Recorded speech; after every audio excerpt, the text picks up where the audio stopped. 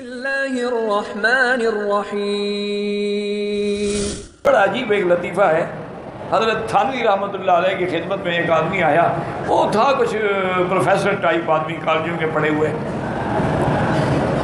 تو اس نے آ کے حضرت کی خدمت میں کہا کہ حضرت یہ جو ہم سنتے ہیں اور آپ لوگ بھی کہتے ہیں کہ بزرگوں کی نظر میں بڑا اثر ہے، یہ کیا ہے بزرگوں کی نظر میں اثر کیسے ہو گیا؟ حضرت تھانوی تو بہت بڑے علم والے تھے نا، اللہ نے ان کو بہت بڑا علم بھی دیا تھا، حلم بھی دیا تھا، تقوی بھی دیا تھا، اور تزکیے کے بھی وہ آخری مقام پہ تھے۔ تو حضرت نے بڑے آرام سے اس کی بات سنی، کہا پروفیسر صاحب تمہارا کچھ مطالعہ ہے؟ انہوں نے کہا ہاں جی میں نے فلاں کتاب پڑھی ہے، فلاں کتاب لکھی ہے، فلاں کتاب پڑھی ہے۔ انہوں نے فرمایا اچھا کہیں تم نے یہ بھی پڑھا ہے کہ نظر بد لگتی ہے؟ انہوں نے کہا ہاں جی یہ میں نے پڑھا ہے۔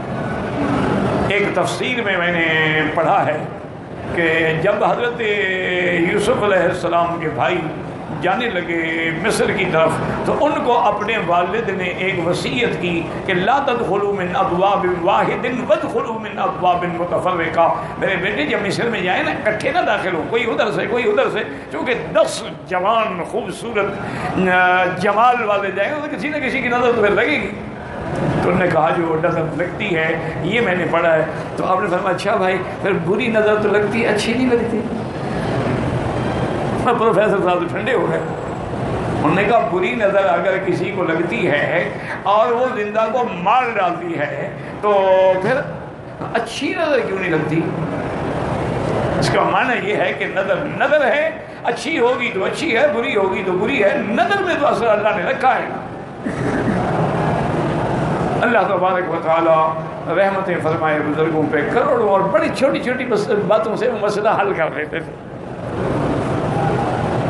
ایک اور اسی قسم کا پروفیسر صاحب آیا، گرمی کا موسم تھا تو وہ پنکھے ہوتے تھے اس زمانے میں، ایک لکڑی باندھ لی، اس پہ کپڑا ڈال دیا اور رسی سے کھینچتے رہے، کوئی بجلی تو ہوتی نہیں تھی نا، تو ایک آدمی رسی کھینچ رہا تھا، وہ آیا کہنے لگا حضرت یہ جو آپ لوگوں نے بنا رکھا ہے کہ بزرگوں کی صحبت اختیار کرو، اللہ والوں کی صحبت اختیار کرو، اللہ والوں کے پاس بیٹھو، اللہ والوں کی صحبت میں اثر ہوتا ہے، اگر آپ عمل اپنے لیے کرتے ہیں ہم بھی اثر کس بات کا ہوتا ہے؟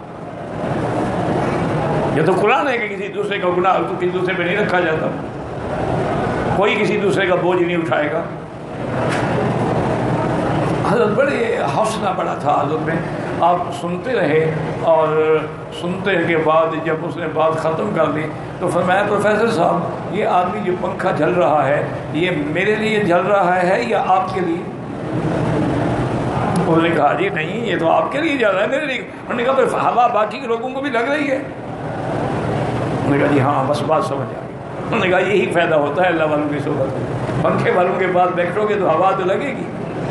اسی لیے حضور نے فرمایا نا کہ خوشبو والے کے ساتھ دوستی رکھو، عطر خریدو گے نہیں تو خوشبو تو آئے گی۔